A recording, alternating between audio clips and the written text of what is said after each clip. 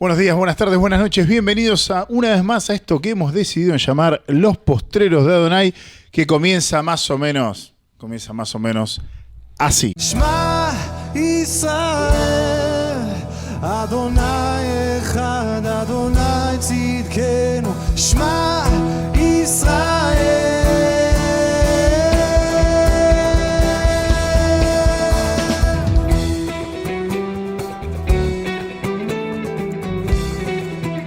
Bueno, un nuevo episodio, el tercer episodio de la inerrancia bíblica, sí señor, para aquellos que creen que la Biblia no tiene errores y para aquellos que creen que la Biblia tiene errores, vamos a presentar el día de hoy algunos argumentos más. El tercer episodio, un programa largo y de hecho, aún siendo este el tercer episodio, no vamos a abarcar todas las problemáticas que hay.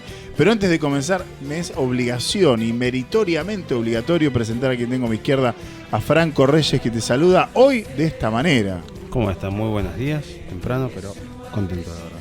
Muy bien, sí, porque hoy arrancamos temprano, para quienes no lo sepan, son las 8 y pico de la mañana, pobre Lu, nuestra asistente allá, que le hicimos venir tempranito. Y por supuesto Elías Valencia, que hoy te va a saludar así, mirá. Buenos días nuevamente, muy temprano hoy, con más mitad acá y mitad en la cama todavía. Pero hoy vamos a continuar con respecto al programa pasado, un programa súper necesario para la fe de algunos y para responder los argumentos que se levantan en contra de la verdad. Un programa no falto de controversias, como siempre, como es habitual en nosotros, como es habitual aquí en Los Postreros de Adonai, donde vamos a abordar algunos pasajes que tienden a ser controversiales y que los errantistas, aquellos que creen que la Biblia no es la palabra de Dios en su sentido amplio del significado, van a utilizar, ¿no? Van a utilizar, por ejemplo, citas como 2 Crónicas 4.2, números 25.9, Marcos 2.26 y Mateo 22.42 como ejemplos de una clase de inerrancia que no cumple cabalmente lo que actualmente fue dicho por nosotros, ¿no? Sobre la inspiración divina. Hay diferentes textos, hay muchísimos textos que generan inconvenientes, generan problemas. Nosotros vamos a abordar algunos de ellos. Vamos a intentar darles explicación sobre esto. ¿Y por qué no darle una mano a aquellos hermanos en la misma fe que tengan dudas sobre estos textos y tal vez podamos ayudarlos? Así que a ver quién de mis compañeros, quién de mis amigos, quién de mis hermanos se anima a tirar la primera piedra. Bueno, No, miramos a Elías. es A ver quién, ¿no? Era ¿Quién? divertido. No sé si me ayudan a buscar textos. Aquí estamos. Bueno, primera de Juan 4.12, primera de Timoteo 6.16. Voy con primera de Juan. Primera de Juan 4.12, ¿verdad? Sí. Excelente. Yo voy con Éxodo 33. ¿Cómo era Timoteo? Bien. Primera de Timoteo 6.16. Yo voy con Éxodo 33.11. Éxodo 33. ¿Quién arranca? El que quiera. Bueno, yo también te asisto con la Torá. Bueno, ¿Ok? dale. Entonces tenemos primera de Juan 4.12, ¿verdad? Dice, nadie ha visto jamás a Dios. Si nos amamos unos a otros, Dios permanece en nosotros y su amor se ha perfeccionado en nosotros. Imagino que querés hacer hincapié en nadie ha visto jamás a Dios. Así es. Bueno, el mío dice, primera de Timoteo 6:16, el único que tiene inmortalidad, que habita en luz inaccesible, a quien ninguno de los hombres ha visto ni puede ver, al cual sea la honra y el imperio eterno. Amén. Bien. Nadie puede ver a Dios. Nadie puede ver a Dios, la Biblia es clara. Pero ahí lo ven. Éxodo 33.11. Y hablaba Jehová a Moshe cara a cara, como hablaba cualquiera a sus compañeros. ¿Cómo es esto posible entonces? Acá tenemos una contradicción evidente en el texto bíblico, ya que tenemos a primera de Juan 4.12, que dice que nadie ha visto jamás a Dios. Lo mismo sucede con de primera de Timoteo, si no me equivoco. Sí. Pero vemos en Éxodo, vemos en la Torá, vemos en Shemot, capítulo 33, versículo 12, versículo 11, dice, y el Señor hablaba con Moshe cara a cara, cual suele hablar un hombre con su amigo. ¿What? O sea, ¿what? Ya está, o sea, me retiro, me voy, chau, me dedico a otra cosa, me voy a vender medias, no sé. ¿Qué hago? O sea, resolvémelo, Elías, porque vos me trajiste este problema acá. No lo traje yo. Ayúdame. ¿Qué hacemos con este texto? Bueno, Dios es espíritu. Sí. Primero y principal. Por lo menos así dice la Biblia. Claro que sí, Dios es espíritu. Así es. Por lo tanto, no tiene cara. Por lo tanto, no tiene cara. Bien. Dice que lo vio cara a cara. O sea, me está sumando problemas, Elías. Era solucionarlo. Bueno, eso es lo que se llama un antropomorfismo. Muy bien. ¿Y qué es un antropomorfismo? Es una forma literaria para que nosotros podamos entender. Un recurso literario, una herramienta, una capacidad literaria. Para que podamos entender, es decir, lo trae de forma humana, de forma conocida por nosotros. Así nosotros podamos comprender mejor el asunto, lo que estaba pasando. Por lo tanto, lo que intentaba explicar era que tenía una relación muy íntima con Dios, no que lo estaba viendo físicamente cara a cara, porque Dios no tiene cara. Claro, vamos a decir que un antropomorfismo entonces es asignarle cualidades humanas a algo que no lo es, ¿sí? O aspectos humanos, o aspectos animales, o aspectos de lo que nosotros percibimos a algo que no lo tiene, con el objetivo, como herramienta literaria, de brindar una información. Por tanto, ver cara a cara a Dios desde el punto de vista de Moisés, de Moshe, en Shemot, en Éxodo, implicaba más bien estar viendo el resplandor de su gloria, por ejemplo. ¿Ok? Ese es el asunto.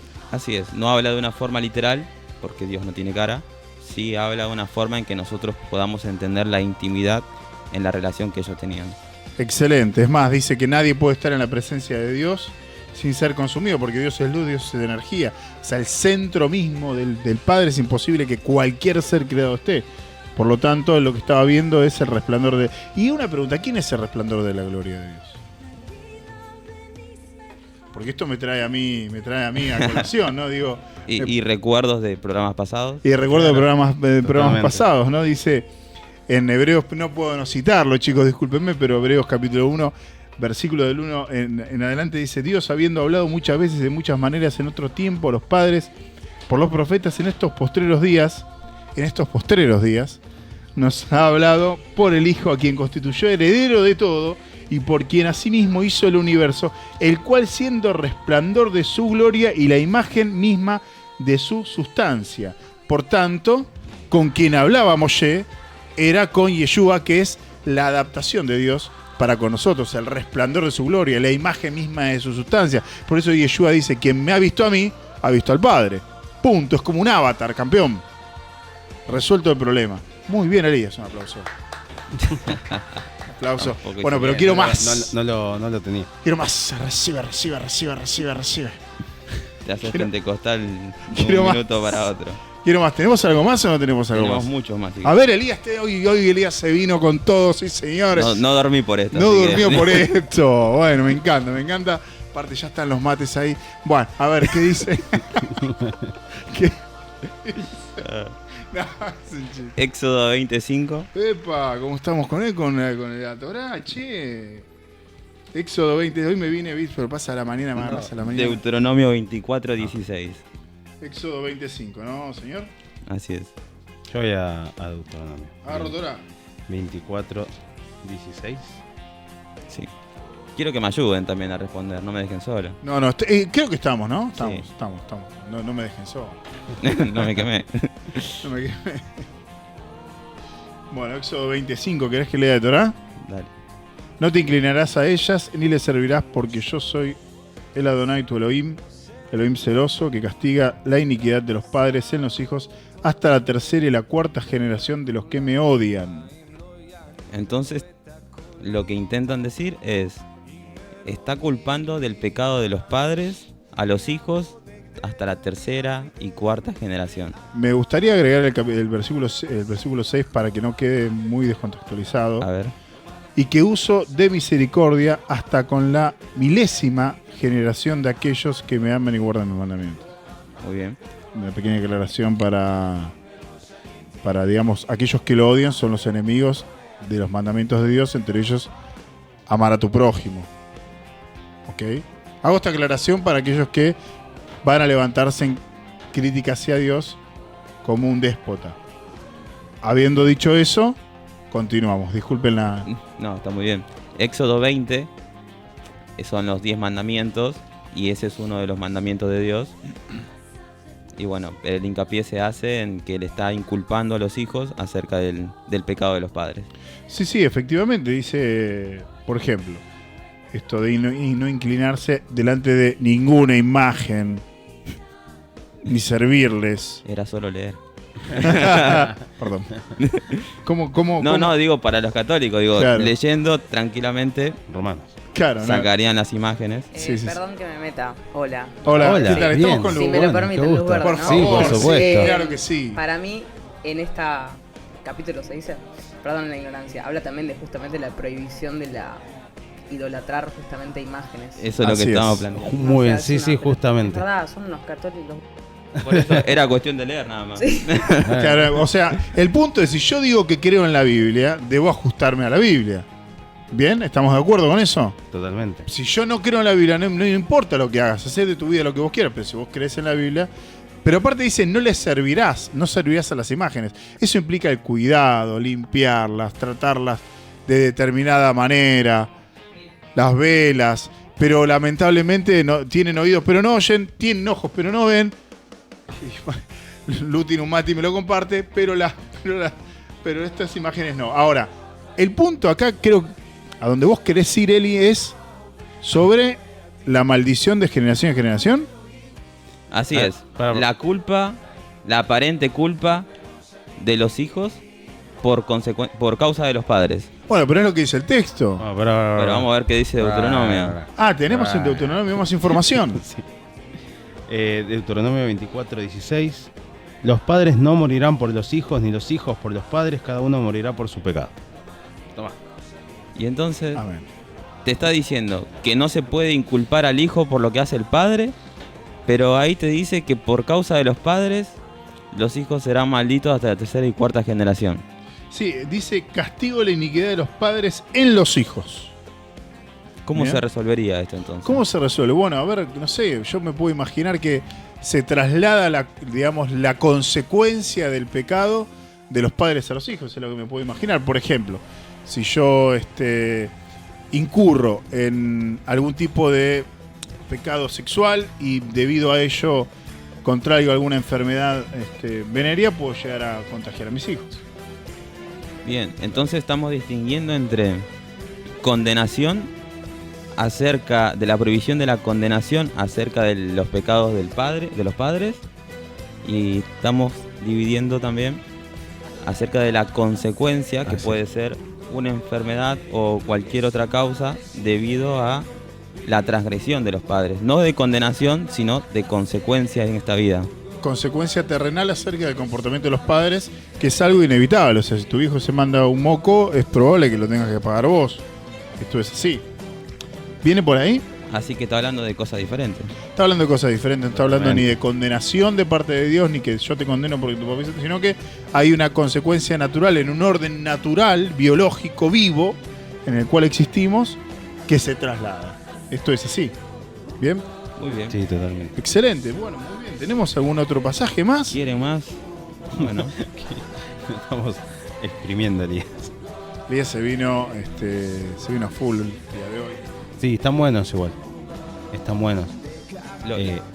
lo peor es que... Bueno, voy a tocar uno difícil. ¡Upa! Lo peor es Opa. que solo tengo anotados los versículos, abro y me fijo qué es. Le vamos dando, le vamos sí, ya. A ver qué dice. ¿Qué tienes? A ver, contame. Esta es complicada, ¡Opa! pero está bueno. Me pongo nervioso, ¿eh? Proverbios 12:22, Proverbios 12:22. Bien. Seguro que te gusta mucho. Mira. Primero de Reyes 22:23. Yo voy a Reyes. Primero de Reyes. Vos sos Reyes, sí. 22:23. Bueno, anda más o menos planteando el contexto. Bueno, Si es que te lo acordás, si no Sí, lo sí, leemos. sí, me acuerdo, me porque a acuerdo. veces uno la nota, ¿viste? Y no me acuerdo. es verdad. Todavía me acuerdo. Habla acerca de la mentira. Ah, ok. A ver, voy con Proverbios de 12 a 22. ¿Qué nos dice Proverbios? Dice, los labios mentirosos son abominación a Jehová, pero los que hacen verdad son su contentamiento. Ya sé por dónde viene esto y esta sé que está buena, ¿eh? Bueno, me toca a mí. Vamos a ver si podemos. Primera de Reyes 22-23. Y ahora he aquí, Jehová ha puesto espíritu de mentira en la boca de todos tus profetas, y Jehová ha decretado el mal acerca de ti. Bueno, planteo la pregunta entonces. Dios aborrece la mentira. Dios aborrece la mentira. Odia que nosotros, por eso nos prohíbe mentir, odia que nosotros mintamos. Sí. Él no miente, no es hombre para mentir. No es hombre para mentir. Sí, no permite la mentira como dijiste vos. Entonces, ¿Dios hace que personas mientan? Y bueno, acá evidentemente dice que sí. Ha puesto espíritu de mentira en la boca. O sea, es lo que dice.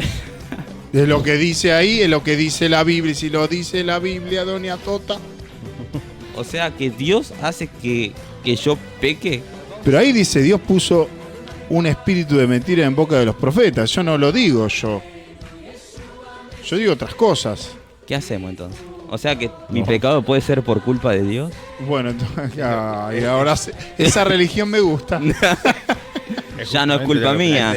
Esa religión me empieza a gustar. Si yo miento es que puede haber puesto mentira en mi boca. Claro, o sea, mirá, la verdad que no fui yo, fuiste vos, o sea.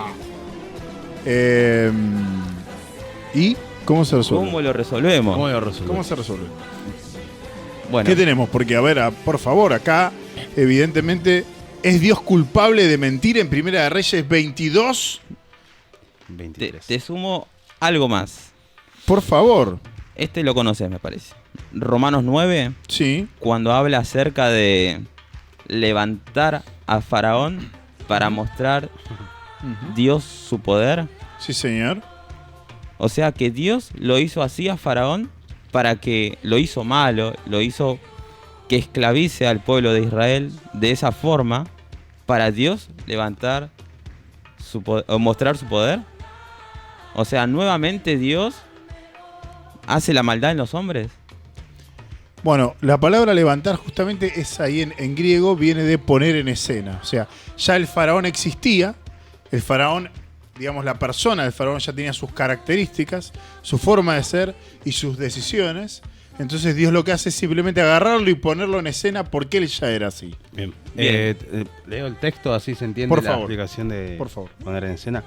Es Romanos 9, versículo 17, porque la Escritura dice a Faraón: para esto mismo te he levantado, para mostrar en ti mi poder y para que mi nombre sea anunciado por toda la tierra. Y ahí la palabra levantado, la explicación venía de eso. Muy bien. Así que, ¿Por qué traigo esto a colación? Para aplicar el mismo principio.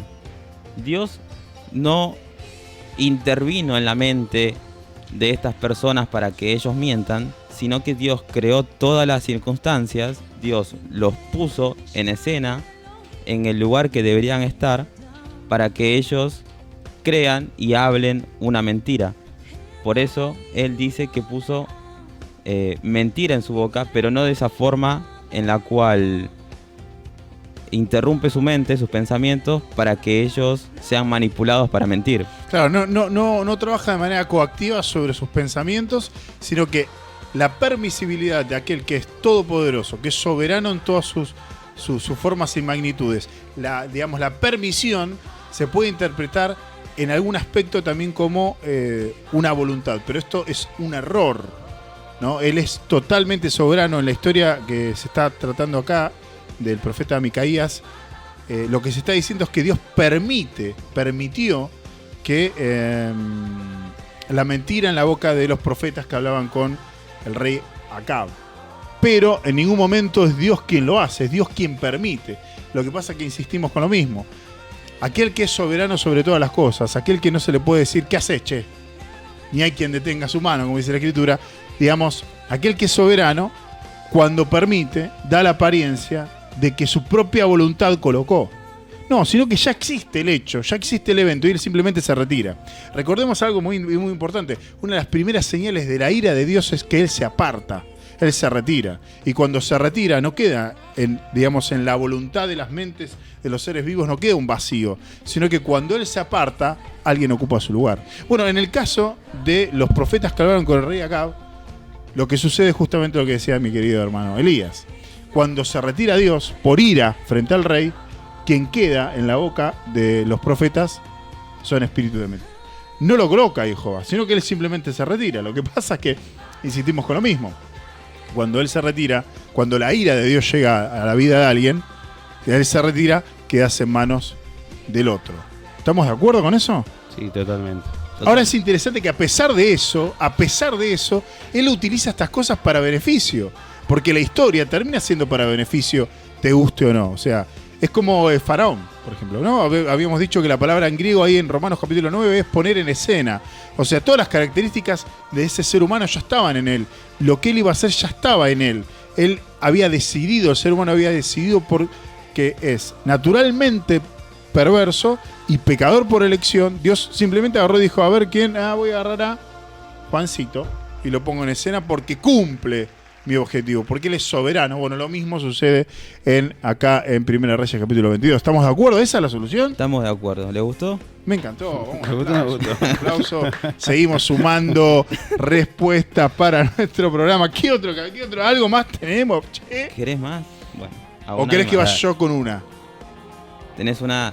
Yo tengo una que ha sido de especial problemática para mí en mis tiernos y dulces 19 años. Claro, que me ve ya con 29 años y no, mentira, tengo 40.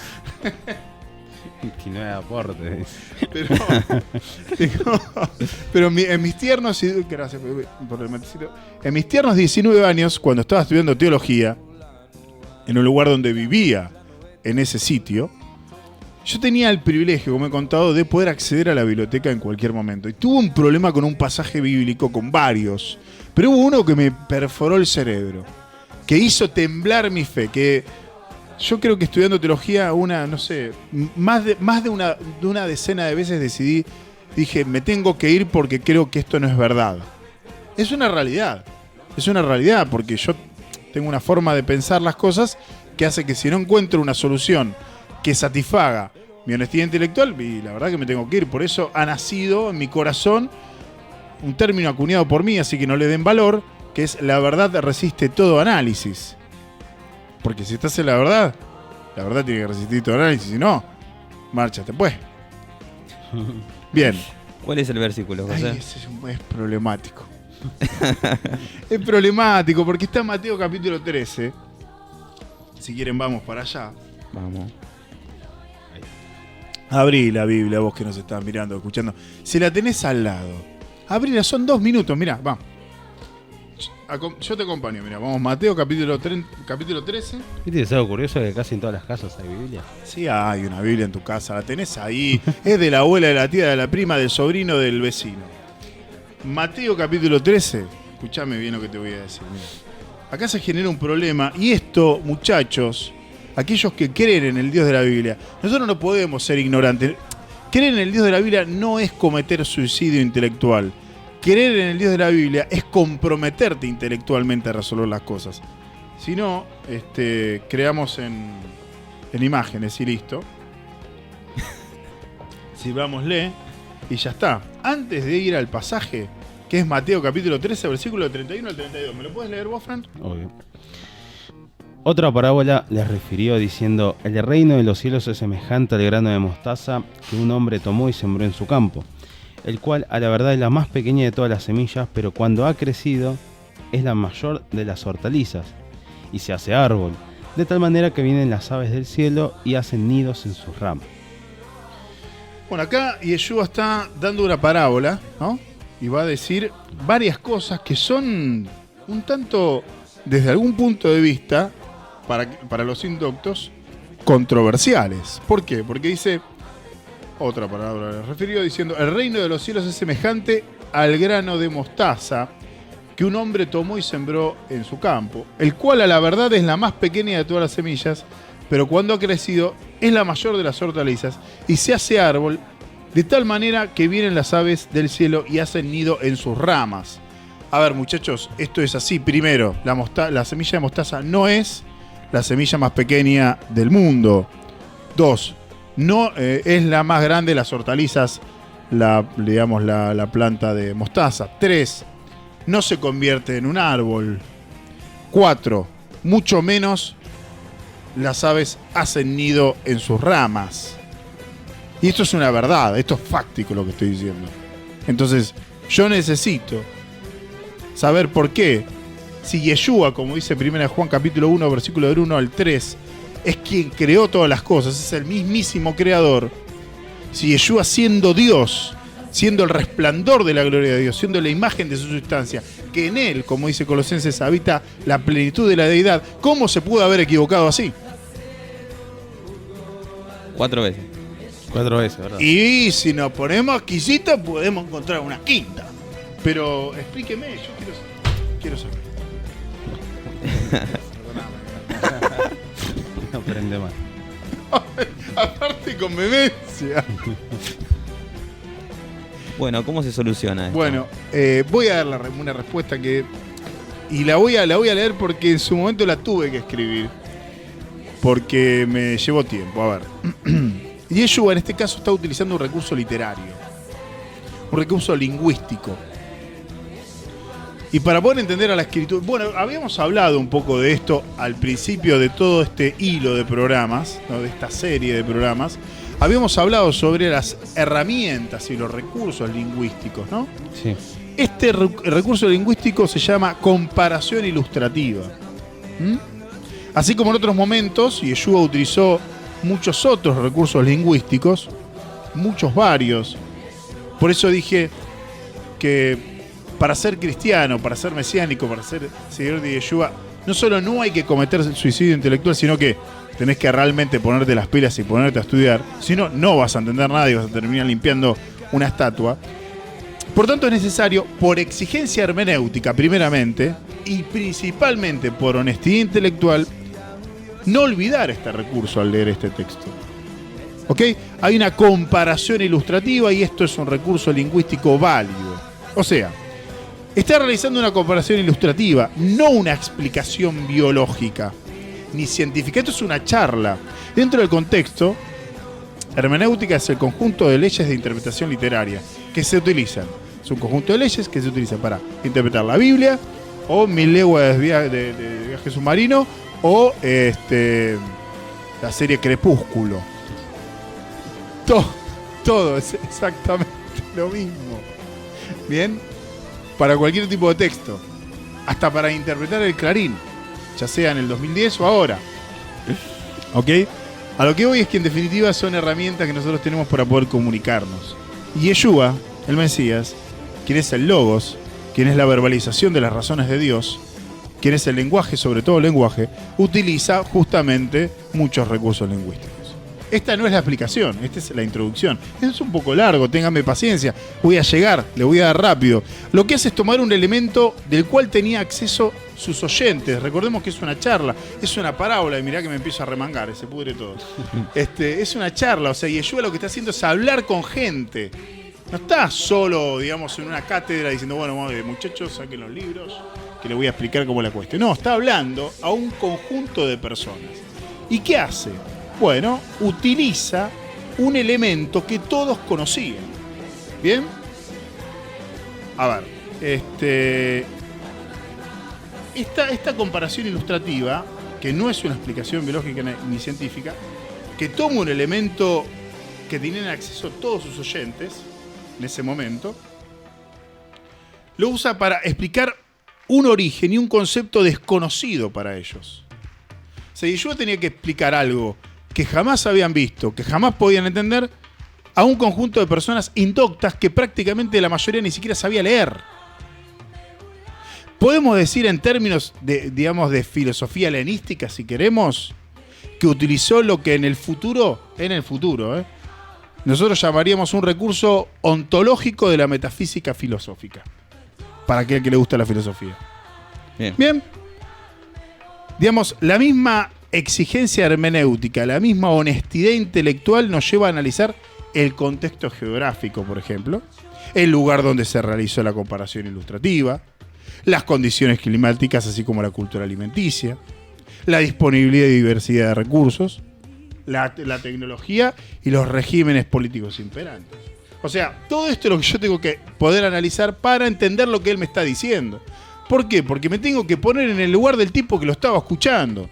Si yo agarro este texto simplemente y lo leo en base a mi subjetividad contemporánea, ¿qué voy a decir? Que efectivamente la mostaza no es la semilla más pequeña, no es la más grande de las hortalizas, no se convierte en árbol y mucho menos las aves hacen nido sus ramas. ¿No? ¿Estamos de acuerdo?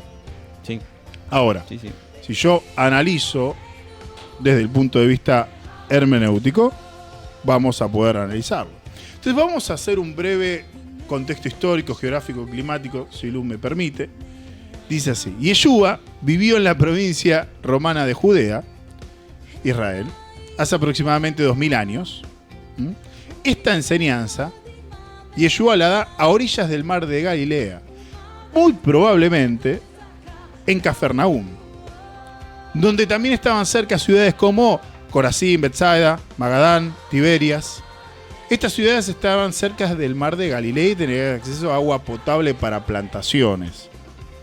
¿Vamos captando un poco el contexto de a quién le habla? Sí. En el capítulo anterior de esta enseñanza, Lu, para vos que me habías preguntado, Yeshua y sus discípulos estaban caminando por los sembrados y empezaron a arrancar espigas y a comer. ¿Recuerdan ese evento? Sí. Bien. O sea, sembrados de trigo, espigas.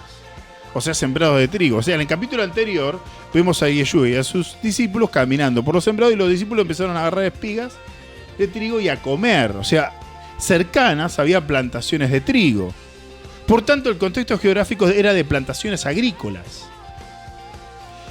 Es digno de mencionar, me parece a mí, que Israel es un país mayoritariamente árido. ¿Sí? ¿Estamos de acuerdo? Tal es así que tienen un mar al que históricamente lo llamamos Mar Muerto, porque sus aguas son hipersalinas y no tienen utilidad para plantaciones.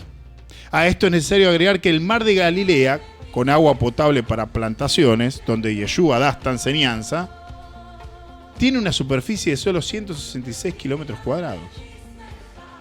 Mientras que el Mar Muerto tiene 605 kilómetros cuadrados de superficie que imposibilita la vida. Por tanto, si a esta información le agregamos el contexto político, donde el país estaba sumido en un dominio por parte del Imperio Romano, de altísimos impuestos que se abonaban con producción agrícola, ganadera, herrería, o sea, no es que el impuesto era plata como es ahora. ¿Ahora qué? El billete, ¿no? Vos agarrás el billete que imprimieron acá en el Banco Central y se lo devolvés. No, en ese momento los impuestos también eran producciones. ¿Estamos de acuerdo con esto? Sí. Bien, ¿alguna duda por acá? No, te sigo bien. Vamos entendiendo. Vamos entendiendo. ¿Algún agregado? ¿Alguien quiere dar un caramelito? No. No, continúa. Perfecto, entonces vemos que tenemos a Yeshua hablando a un conjunto de personas frente al mar,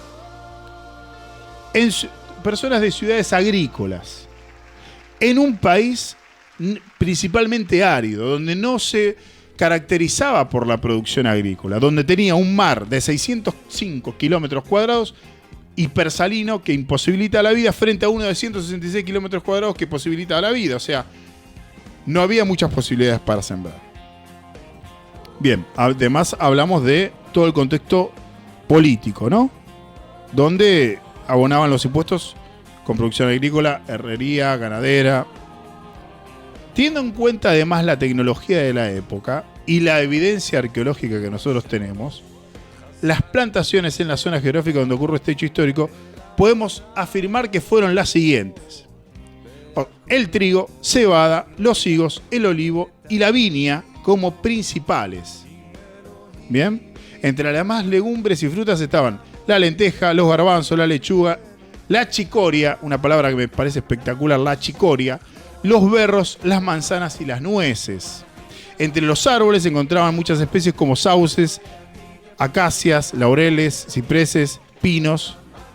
Los pinos no mucha cantidad, no había bosques, ¿sí?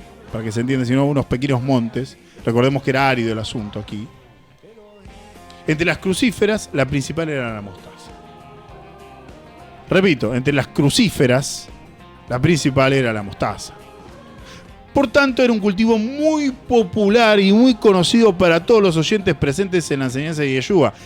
Escucharon, ¿no?, el listado de plantaciones que yo acabo de dar. Y entre las crucíferas, la más famosa, era la mostaza. Ahora, si uno analiza la semilla citada por Yeshua para las plantaciones, se utilizaba la brassica nigra o mostaza negra. Esta semilla mide 1 milímetro, campeón. 1 milímetro, o sea, 1 milímetro, es así. 1 milímetro. Es una semilla extremadamente pequeña. Al crecer, si lo hace de forma erecta, puede alcanzar 2.4 metros. 8 pies en los cálculos y registros antiguos para quien quiera ir a buscarlos. Y puede parecerse a un árbol. Aunque por botánica contemporánea no lo consideramos como tal. Pero sí es llamado árbol de mostaza tanto en la antigüedad como de manera coloquial en las zonas donde se cultiva. A continuación, evaluemos la crítica presentada a este pasaje, teniendo esta información presente. ¿Qué les parece? Bien, primer punto. Entre las que mencionaste era la más pequeña, Sí. ¿no? ¿Cuál era la siguiente? A ver, para. Démosle un punto de valor. A mí en lo personal considero que es una crítica lógica la que se hace. Absolutamente. No, claro. Que surge de individuos que aplican lo que se llama filosofía espontánea, ¿no? O por lo menos según Gramsci, es una filosofía espontánea y es algo muy común en la población contemporánea, utilizar la filosofía espontánea. Yo leo y llego a conclusiones muy rápidamente. Pero es válido. Ahora sí. No. O sea, tenés toda la razón en que decís hay que darle validez, porque de forma inmediata, cuando uno lo lee, dice, mira, yo conozco una semilla que es más pequeña. Entonces, lo que dice acá está totalmente equivocado. Pero cuando vos analizás el contexto, a lo que se estaba refiriendo era en comparación con lo que nosotros conocemos o tenemos a mano, era la más pequeña. Entonces ahí sí se entiende que tiene razón al decir que era la más pequeña. Efectivamente, o sea, para quienes oyen, la semilla más pequeña era esta. Es más, las personas no es que se podían trasladar, se tomaban el tren, se iban al aeropuerto y de ahí no pasaba eso. Se trasladaban principalmente caminando. O sea que el acceso a diferentes culturas no era tan fácil. Y la misma explicación de Eli se aplica para la siguiente afirmación que sigue. La mayor de las hortalizas. Efectivamente, sí. Para poder dar respuesta a cada punto, además de ser necesaria, la aplicación de hermenéutica, lógica y recursos lingüísticos, así como de contexto histórico y geográfico, me parece que es necesario también recurrir a la etimología y la traducción. ¿Bien? O sea, además de todo lo demás. O sea, vieron que nosotros dijimos, escúchame, mirá que para creer en Dios, en el Dios de la Biblia, lejos del suicidio intelectual, tenés que sentarte a estudiar. Entonces, repito, para poder dar una respuesta a cada uno de los puntos de esta crítica, que a mí me parece lógica, benéfica y nutritiva, porque bienvenidas las preguntas, además de ser necesaria la aplicación de hermenéutica, lógica, recursos lingüísticos, contexto histórico, geográfico, etc., es necesario recurrir también a la etimología y la traducción. ¿Por qué? Porque el texto dice lo siguiente según la nueva versión internacional utilizada mayoritariamente hoy en día en los errantistas. Dice, el reino de los cielos es como un grano de mostaza que un hombre sembró en un campo, aunque es la más pequeña de todas las semillas, cuando crece es la más grande de las hortalizas y se convierte en árbol, de modo que vienen las aves y anidan en sus ramas, es lo que dice la nueva versión internacional, y insisto que es la traducción que más utilizan los errantistas, aquellos que creen que la Biblia tiene errores. Ahora, si nosotros escribimos el pasaje en su idioma original, en griego koiné, vamos a ver que en realidad dice algo distinto y no sé cómo podría brindarle el texto a la gente, pero bueno, después vemos si lo ponemos en algún lado. pero básicamente cuando dice que la mostaza no es no es la semilla más pequeña, y Yeshua dijo, aunque es la más pequeña de todas las semillas. Esto es, desde el punto de vista contextual y hermenéutico, correcto. Porque las personas que lo estaban escuchando eran principalmente agricultores y aquellos que no lo eran, conocían el tamaño de la semilla. O sea, Yeshua lo que hace es utilizar un recurso lingüístico y un elemento que todos conocían. O sea, lejos de ser un error, no solamente está acertado, sino que la verdad que el tipo, un fenómeno, al poder agarrar un elemento que todos conocían y de ahí dar una enseñanza sobre un mundo que ellos no conocen, no perciben ni pueden entender. No es la más grande de las hortalizas, dice la crítica. En ningún momento Yeshua dice que es una hortaliza, es una mala traducción. Él utiliza la palabra lájanon, que significa hierba principalmente. Pero también puede utilizarse como legumbre. O sea, no es una hortaliza. Señores, ¿por qué lo tradujeron mal? ¿Por qué pusieron hortaliza? ¿Por qué no pusieron lo que debían poner? Entonces Yeshua está diciendo que de las semillas disponibles para el acceso y conocimiento de sus oyentes, es la más pequeña. Y además es la hierba que alcanza mayor altitud. Sea la vasica alba, que llega 1,5 metros, o la vasica negra, que es la que usaban ellos, que es de 2,40 metros. ¡Tenía razón! ¡Tenía razón! Ahora dice, no, pero para. Dice, Rulo, escuchame, pero no se convierte en árbol. Tomá, no se convierte en nada. Y Yeshua no dice que la semilla de mostaza se convierte sí o sí en un árbol. No que te dice, perdón, con los golpes. No que te dice sí o sí se convierte en un árbol. No, la palabra utilizada en griego es ginomai, que significa puede llegar a ser. O sea, puede llegar a ser, está diciendo. Puede llegar a ser. Tiene un sentido de intensidad sobre el sujeto. Hay condicionalidad. No es obligatoriamente va a ser un árbol, sino que como hay condicionalidad, puede sobre el sujeto es la semilla, para aquellos que no nos acordamos de segundo de secundaria cuando teníamos que dividir. Bueno, hay intensidad. O sea, por otro lado, no se convierte en un árbol desde el punto de vista botánico contemporáneo. O sea, desde el punto de vista botánico contemporáneo no es un árbol. Vos lo ves, luz, y no es un árbol. Pero la apariencia... Pero, a ver, es que... A ver, uno de los motivos principales es que tiene un tallo ligeramente pubescente. No sé si lo entienden al término. Poco ramificado, ¿sí? Esto hace, en botánica contemporánea, que lo descalifique como un árbol. Pero desde el punto de vista de quienes están recibiendo el mensaje, se consideraba un árbol. O sea, si yo voy a es anacrónico descalificarlo. Anacrónico es poner algo fuera de tiempo. Es como que vos de repente, no sé, encontramos un celular en el templo de Diana. Decís, eso es anacrónico, ¿no? O sea, está fuera de lugar y de tiempo. Bueno, descalificarlo como árbol es algo anacrónico porque... Digamos, la botánica contemporánea lo descalifica, pero para ellos era un árbol, muchachos. Hasta el día de hoy se le dice árbol. Es más, te voy a dar un ejemplo. Te voy a dar un ejemplo para que me entiendas. El mar de Galilea. ¿Existe? Sí, claro. Ah, bueno, pero no es un mar. O sea, desde el punto de vista de las consideraciones geográficas del día de hoy, el mar de Galilea no es un mar. O sea, no reúne la configuración necesaria para que sea un mar. Ahora, ¿está mal decir el mar de Galilea? No. No, desde el punto de vista coloquial no. Pero claro, los errantistas y fuerzan, insisten ahí, pero yo te tiro la última, Rulo. Y te digo...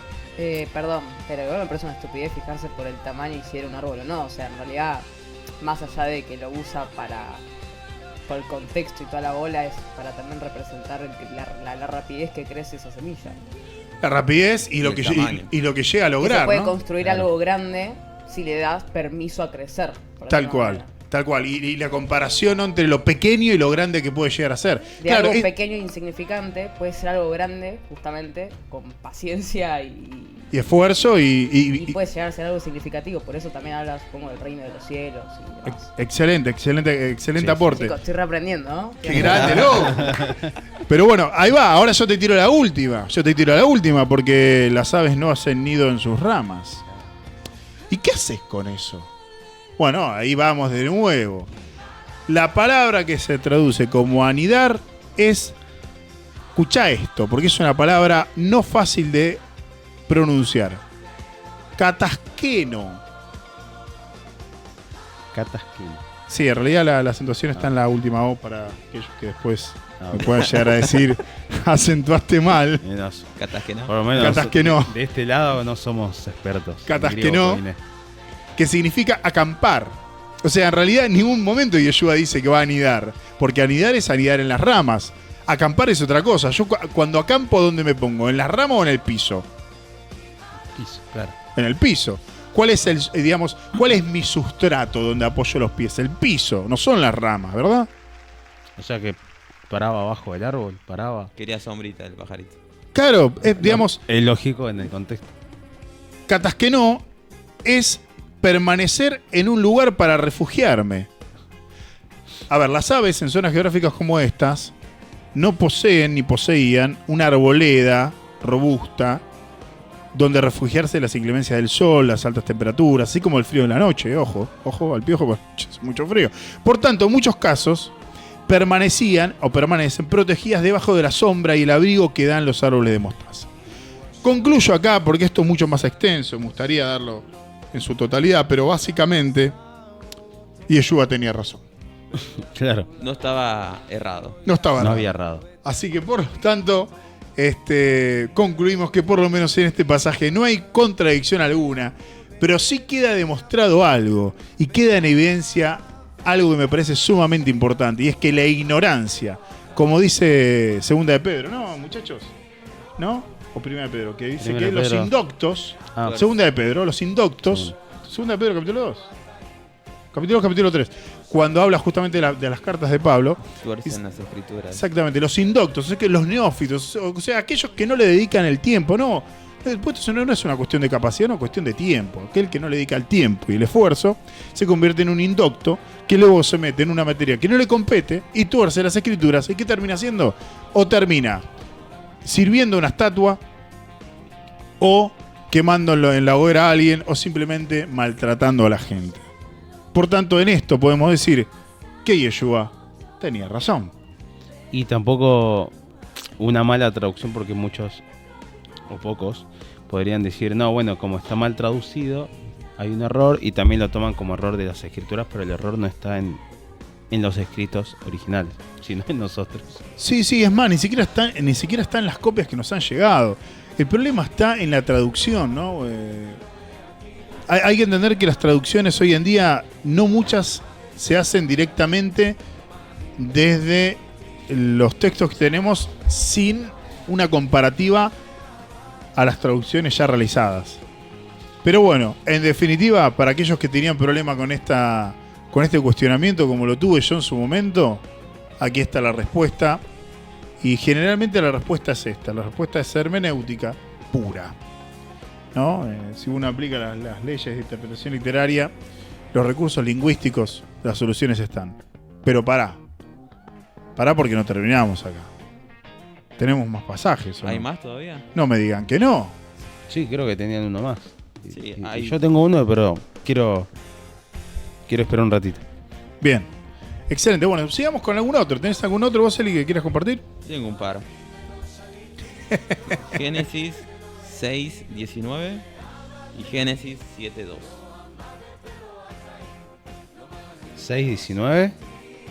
Y 7:2. Bueno. Voy al 7:2. Bueno. Sí, entonces. Te ¿Voy espero. contra? ¿Cómo? ¿Vos vas con...? No, pero ayuda ya que tenés la Muy bien. Torá. Tenemos, para aquellos que deseen saberlo, tenemos la Torá traducida por sabios de Israel para colaborar. Bueno, ¿quién lee? Arrancá con 6:19 y después yo te piso. Ah, dale. Y de todo lo que vive, de toda carne, 2 de cada especie meterás en el arca para que tengan vida contigo. Macho y hembra serán. Tremendo el pasaje que elegiste, ¿eh? Y sí, de todo lo que vive, de toda carne, 2 de cada clase, traerás dentro del arca para conservarles la vida contigo. Macho y hembra serán. Básicamente es la misma traducción. Bien por Reina Valera. Bien por Casidoro de Reina y Acá. Cipriano de Valera. Bueno, en el 7.2 tengo: de todo animal limpio tomarás 7 parejas, macho y su hembra, más de los animales que no son limpios, una pareja, el macho y su hembra. No, bueno, pero acá se contradice. Ah, es una aproximación. No, acá está. Entre 2 y 7 Pero no hay viste que te dije diferencia. que se contradecía. Yo te dije que se contradecía. Y al principio encima. Cuando Viste, Ancena- ya en Bereshit, ya digo. Cuando en el- Moisés arrancó a escribir, ya le erró. Dijo, bueno. Me puso a cruz, no, pará, encima no tenía el equipé, pero en ese momento. Claro, por eso. Escuchame, ¿sabes lo difícil que era tener un pergamino? No voy a un jue- empezar de nuevo. No voy a matar una. Exacto. No voy a matar una cabra de vuelta para esto. Una vaca para tener un cuero. No. A ver, no, pero ¿y cómo lo resuelves a esto, Elías? Porque yo quedo anonadado. Pero se entiende la controversia, ¿no? Sí. Claro. Al principio dice, de toda carne meterás 2 de cada especie. Y después dice que de los animales limpios, 7. Está mal, está mal. Se contradijo. Quiero saber, ya está, ya está. No hay mucho más que hacer. Bueno, la verdad que recién hiciste una explicación teológica tremenda y la corté en el medio para no aburrir a nadie y al final me mataste con este pasaje. ¿Cómo lo resuelvo? No se puede. No No, se puede. mentira. Bueno, me voy a ir a acariciar una estatua. Bueno, el secreto está en que en Génesis 7 habla de animales limpios. Y al principio habla de todos los animales. Pero cuando hace referencia a todos los animales, ¿de qué animales está hablando? ¿Incluye limpios y no limpios? ¿O solamente eran los no limpios? Por eso luego aclara y dice, y de los limpios, 7. Pero de todos los que no son limpios, solamente 2 de cada especie. Bien, entonces podemos decir que esto es una conversación entre el creador y un ser humano. El creador le da indicaciones y algo que se va a notar es que el creador es como que te empieza a revelar la información, pero de a poquito. Porque por ahí a veces, viste, somos medio huecos. Entonces, ¿qué hace primero? Le dice, bueno, escuchame una cosa. De toda carne van 2, ¿dale? Y después, cuando avanza, dice, bueno, de estos sepárame tantos. Y de estos tantos. O sea, hay una generalidad sobre la salvación de la vida y luego una especificidad sobre la salvación de la vida. No hay contradicción. Lo que hay es un agregado o una modificación a la información. Lo que pasa es que si nosotros lo tomamos como si esto fuese un manual de 5º grado, donde nos explica cómo sumar y cómo restar, sí tendríamos un problema. Ahora, si esto lo tomamos nuevamente dentro de las reglas de interpretación literaria, vamos a ver que es una conversación donde hay diferentes respuestas, idas y vueltas. ¿Estamos de acuerdo con eso, Ali? Sí, donde hace diferencia entre limpios y no limpios, y más adelante también vuelve a hacerlo en Levítico capítulo 11. Yo tengo muchos problemas con estos animales, limpios y no limpios. Me venía a la mente la frase de nunca le preguntes a un hombre cuánto gana, a una mujer por su pasado, ni a Elías por los animales impuros. Pero bueno, quería traer ese comentario. Sí. Ah, perfecto, perfecto. Sí, la verdad está bueno ir a una parrilla con él y porque uno siempre comemos una porción más. Algunos. Pero bueno, entonces queda más o menos resuelta esta controversia. Sí. No, para mí está bueno. ¿Está bien? Es claro. Si bien hay muchos pasajes controversiales, tratamos de elegir algunos que nos parecían interesantes. Bueno, ¿me pueden ayudar para presentar otro más? ¿Cómo no? ¿Cómo no? Por supuesto, claro que sí. Necesito que Jo vaya a Marcos 15:34. Juan 19:30, por favor. Yo voy a ir a Mateo 27:46. El contexto de esto, bueno, es bastante obvio una vez que los leamos. Son las últimas palabras del Salvador. Porque en un Excelente. texto, en unos versículos, parece que dice una cosa, en otro dice otra cosa. Y vamos a tratar de determinar cuáles fueron las últimas palabras del Mesías. O sea, contexto. Yeshua en la cruz. Tenemos diferentes relatos de testigos oculares y de aquellos que han reunido información. Y unos van a decir que dijo una cosa y aparentemente otros van a decir que dijo otra. Sí, Y algunos van a tomar esto como si fuese una contradicción. ¿Estamos de acuerdo? Ese es el punto, ¿verdad? sí, totalmente. Muy Si bien. bien algunos dicen las 7 últimas palabras, no voy por ese lado, sino las últimas. Ya Bien. cuando las últimas, cuando ya Antes de está- expirar, antes de morir. Exactamente, totalmente. Antes de exhalar. Así es. Bien. Bueno, Marcos capítulo 15, versículo 34, donde estabas, ¿no? sí. El Juan 19:30. Yo voy a ir con Mateo 27:46. Bien. Arranco yo. Arranca. Y dice, sí, cerca de la hora novena, Yeshua clamó a gran voz diciendo, Elí, Elí, lama sabactani, esto es, Dios mío, ¿por qué me has desamparado? Voy a seguir leyendo. Algunos de los que estaban allí decían al oírlo, a Elías llama a este. Al instante corriendo uno de ellos tomó una esponja, la empapó de vinagre y poniéndola en una caña le dio de beber. Los otros decían, deja, veamos si viene Elías a librarle. Mas Yeshua, habiendo otra vez clamado a gran voz, entregó el espíritu.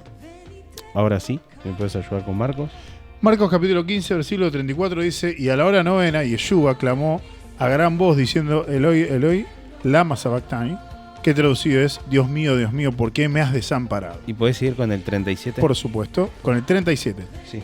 Mas Yeshua, dando una gran voz, expiró. Bien, hasta acá los textos son básicamente iguales, son muy parecidos. Son muy parecidos. Ahora, Es más, el relato es casi idéntico. exactamente, acá dicen, bueno, pero es bastante parecido. Bueno, falta Lucas y falta Juan. En Lucas 23:46 dice, entonces Yeshua, clamando a gran voz, dijo, Padre, en tus manos encomiendo mi espíritu, y habiendo dicho esto, expiró. Opa, Acá empieza a haber una aparente hay una contradicción ahí. contradicción. Ahora, Elías, Ojo. ¿me ayudas? A ver, Juan, Elías. estoy leyendo otro libro, me parece. porque acá en Juan 19:30 dice, cuando Yeshua hubo tomado el vinagre, dijo, consumado es, y habiendo inclinado la cabeza, entregó el espíritu. Bien. ¿Recuerdan que en varios programas hemos comentado esto de que relatos de una misma situación suelen parecer que tienen diferencias, pero lo que tienen son distintos detalles de lo mismo y no se contradicen entre sí, siempre y cuando se esté hablando de una verdad? Bien, siempre y cuando se esté no mintiendo, se esté diciendo la verdad. Sí. Bien, ¿qué es lo que se hace hoy en día? Se reúnen los testigos oculares, y se dice lo que pasó. Bueno, acá pasa algo parecido. Si vemos, me voy a ayudar acá, lo había armado en un apunte en celu. Primero dice Elí, Elí, lama sabactani, que es Dios mío, ¿por qué me has desamparado? En el momento que Dios deja absolutamente solo a su hijo. No es que, como algunos dicen, él tuvo lástima, se sintió mal. No, lo desamparó, lo dejó absolutamente solo. Está citando el Salmo 22. Muchos se habían dado cuenta en el momento que estaba citando el Salmo 22. Después dice, Padre, en tus manos encomiendo mi espíritu. Esto tiene relación porque si vemos tanto Mateo como Marcos, dice, Yeshua, dando una gran voz, expiró. Esta gran voz es la que explica en Lucas y también explica en Juan. En Lucas dice, clamando a gran voz, dijo, Padre, en tus manos encomiendo mi espíritu. Y habiendo dicho esto, expiró. Y Juan dice, consumado es, inclinando la cabeza, entregó el espíritu. Lo que pasa acá, y los dos tienen razón, tanto Lucas como Juan, es que dice, la resolución, la solución es: Padre, en tu mano se encomiendo mi espíritu, consumado es, y entregó el espíritu, habiendo dicho: Dios mío, ¿por qué me has desamparado antes? ¿Bien? Efectivamente. ¿Me siguen? Sí. Sí, sí. Ok, pensé que querían decir algo. Y algo interesante, más allá de habiendo lo que hice básicamente fue ordenar. Bien, si uno lo lee, se va ordenando. Bien, la aparente contradicción en realidad es una complementación de los últimos dichos ya antes de morir en la cruz del Mesías. Y la palabra, y quiero aclarar esto porque a mí me parece sumamente importante y que tiene un peso increíble en lo que es la tarea del Mesías, que es morir por nosotros. La palabra en consumado es, que veo que no la anoté en griego, pero la palabra utilizada, lo que clama al final el Mesías es, cuando se traduce consumado, es Nishlam. Bien, la palabra Nishlam, que lo van a poder encontrar, esto sí se puede encontrar fácilmente, que en la cultura hebrea, en la traducción, es algo que ha fulminado, algo que ha culminado, algo que ha terminado, algo que se ha completado. Exacto, Bien. y está en plural algo que hemos completado, ¿no? Nishlam. Islam. Así es. Se ha completado. ¿Qué se ha completado? ¿Qué piensan que se ha completado? ¿Quieren hablarlo? No saben quién hablar primero. Nos peleamos por hablar. Elías, por favor. Y él completó la misión que vino a hacer acá en la tierra. ¿Qué? Y yo te pregunto, José, ¿qué vino a hacer Yeshua acá en la tierra? Bueno, ¿Por qué terminó crucificado como terminó? Claro, ¿y por qué termina diciendo Nishlam? ¿Por qué termina diciendo, digamos, está saldado? Porque ese mismo término es el término que se utilizaba para cuando uno había pagado una deuda, ¿no? O sea, el término, ya sea en griego o en hebreo, es para terminar algo, pero también puedes terminar algo no solamente en una obra, sino en una obra de deuda. ¿Por qué? Porque el hombre le debe a Dios haber introducido la muerte en la existencia. Dice la escritura que el hombre es el culpable de que exista la muerte entre nosotros. Vos lo podés creer o no lo podés creer, es un tema personal tuyo. Yo lo creo. Creo que el hombre es malo con actos buenos. Creo que, como dice Romanos capítulo 3, versículo 10 en adelante, no hay justo ni aún uno, no hay quien haga lo bueno, no hay quien busque a Dios. Todos a una nos hicimos inútiles. Veneno de áspida en nuestra boca. Todos corremos hacia la muerte, buscamos el mal.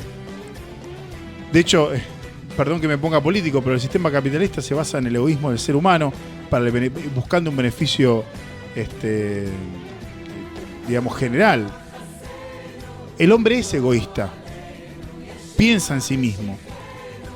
Dice la escritura que el hombre se rebeló contra Dios, queriendo ser Dios, ocupando su lugar. Y todo ser humano que más o menos tenga un poco de honestidad consigo mismo, cierra sus ojos, se va a dar cuenta y lo piensa un minuto: si pudiera ser Dios, yo chascara los dedos, ¿qué desearías? ¿Te gustaría tener todo el poder que tiene Dios? Todas sus capacidades, podrías resucitar a quien quieras. No morirías nunca. Todos diríamos que sí. Nosotros nos rebelamos contra Dios. No solamente nos rebelamos contra Dios, sino que no le dimos gracia. Y hay un texto que me gustaría compartir en Romanos, que es espectacular. Dice: las cosas invisibles de Él, de Dios, su eterno poder y deidad, se hacen claramente visibles desde la creación del mundo, siendo entendida por medio de las cosas hechas. De modo que no tenemos excusa, pues habiendo conocido a Dios, no le glorificamos como a Dios, ni le dimos gracias, sino que nos hemos envanecido en nuestros razonamientos, y nuestro necio corazón fue entenebrecido. Profesando ser sabios, nosotros los seres humanos nos hicimos necios, y cambiamos la gloria de Dios, de ese Dios incorruptible, en semejanza de imagen de hombre corruptible, de aves, de cuadrúpedos, de reptiles, o sea, imágenes, estatuas, cosas a que adorar, y le dimos la autoridad en nuestra vida a esos seres que nosotros mismos creamos. Y dijimos que ellos habían hecho la creación. Por lo cual también Dios nos entregó a esta mente reprobada, a la inmundicia de nuestras concupiscencias. Y nos encendimos en nuestra lascivia, en el deseo de ser nuestros propios dioses, y si no somos nuestros propios dioses, de crearlos a nuestra imagen y semejanza, pero de pecado. Nos apartamos de Dios, nos pusimos como enemigos de Dios, nos levantamos en contra de Dios, de aquel que creó esta existencia en la que vos estás, en donde vos vivís, en donde vos existís, donde disfrutás las relaciones las creó Dios, donde disfrutás el alimento lo creó Dios. Cada uno de los disfrutes de la creación, y no le damos gracias. Y nos levantamos contra Él y pecamos. Y dice la Escritura que Dios es un Dios bueno, y ese es el problema que tenemos, porque si es bueno es justo, y si es justo no va a permitir la injusticia. Por eso es que Dios dice que el alma que pecare, ésta morirá. Porque Dios no va a permitir el error para siempre en su creación. Su longanimidad, ese espíritu laxo que tiene, y su paciencia, nos permite hoy estar en pie. Si no, ya hubiésemos sido fulminados por su justicia. Es su amor que detiene su justicia, pero no quedará su justicia sin saldar. Por eso existe la muerte. Entonces, ¿qué hizo Dios? Viendo que el hombre no puede dejar de pecar, ni quiere dejar de pecar, llamó de la tierra de Ur a un tipo, a un hombre llamado Abraham, y le habló, y se le reveló a Abraham. Y Abraham creyó, pero creyó porque Dios se le reveló, porque Dios habló con él, y dijo que de él iba a sacar un pueblo. Y ese pueblo le dio su propia ley. Y dijo, y determinó, aquel que cumpla esta ley, para mí, dice Dios, va a ser santo. Va a ser el ser humano santo. O sea, sin pecado, sin error. Pero ¿por qué haría eso Dios? Si Dios sabe que no hay quien no peque, dice la Escritura. ¿Tenemos otra contradicción? No, sino que Dios se hizo hombre adentro de ese pueblo para cumplir su propia ley y ser santo. La Escritura dice que no hay mayor amor que este, que uno ponga su vida por sus amigos. En Juan capítulo 1, versículo 11 dice que a los suyos vino, los suyos no le recibieron, mas a todos los que le reciben, a los que creen en su nombre, se les dio la potestad de ser hechos hijos de Dios. Porque de tal manera amó Dios al mundo, o sea, de tal manera amó Dios a su creación, que envió a su Hijo para que todo aquel que en Él cree no se pierda, sino que tenga vida eterna. Porque no envió Dios a su Hijo para condenar al mundo, sino que lo envió para que el mundo sea salvo por Él. Esa deuda que vos tenés, porque en Romanos capítulo 3, versículo 23 dice, por cuanto todos hemos pecado, estamos destituidos de la gloria de Dios. Y en 6:23a va a decir que la paga de mi pecado es la inexistencia, es la muerte. Bueno, esa deuda que vos y yo tenemos, la pagó de manera gratuita, para conmigo gratuita. Yeshua, muriendo, el único santo, el único ser humano que no pecó, fue el que pagó. No hubo engaño en su boca, no hubo pecado en él. Así todo decidió voluntariamente entregarse y hacer lo que dijo Franco, que la ira de Dios cayera sobre él. Por eso el Señor dijo, Elí, Elí, lama sabactami, Señor, ¿por qué me has desamparado? Dios desamparó en la cruz a su Hijo cuando imputó en él tu culpa y la mía. Y el santo murió por el pecador. Y de la misma manera como vos recibiste la vida biológica gratis, recibís la vida eterna gratis. No requerís religión, no requerís sistema litúrgico. Lo que necesitas es creer que sos pecador, que no podés pagar tu pecado, que no hay manera de que logres el resarcimiento de daño por cada cosa que hiciste, que si te ves a vos mismo vos te das cuenta lo que sos. Pero de la misma manera Dios te ofrece a vos la oportunidad de que ese pecado sea saldado, no pasar por alto la justicia de Dios, sino pasar por alto tus pecados mediante el pago de alguien. Ese alguien es Yeshua, es Jesús. Por eso él al morir dijo, Islam, consumado es, la obra terminó y expiró, porque él había cumplido, él no había pecado y murió como el peor de los pecadores y cargó tu culpa si es que crees en él. De esto se trata. Y por eso Yeshua dice, conoceréis la verdad y la verdad te va a hacer libre. No solamente libre de la condenación eterna, no solamente libre del pecado, sino libre de toda religión. Libre de absolutamente todo, porque solamente tenés que creer en esto. Y termino porque me pongo a llorar. Le dejamos este capítulo en vuestras manos. Espero que el Señor ilumine la mente de cada uno de sus escogidos y cualquier cosa, por favor, recomendanos, comentanos, contactate con nosotros, que queremos ayudarte y queremos ser ayudados. Que Dios los bendiga. Y a la próxima. Shema Israel, Adonai Echad, Adonai Tzidkenu. Shema Israel.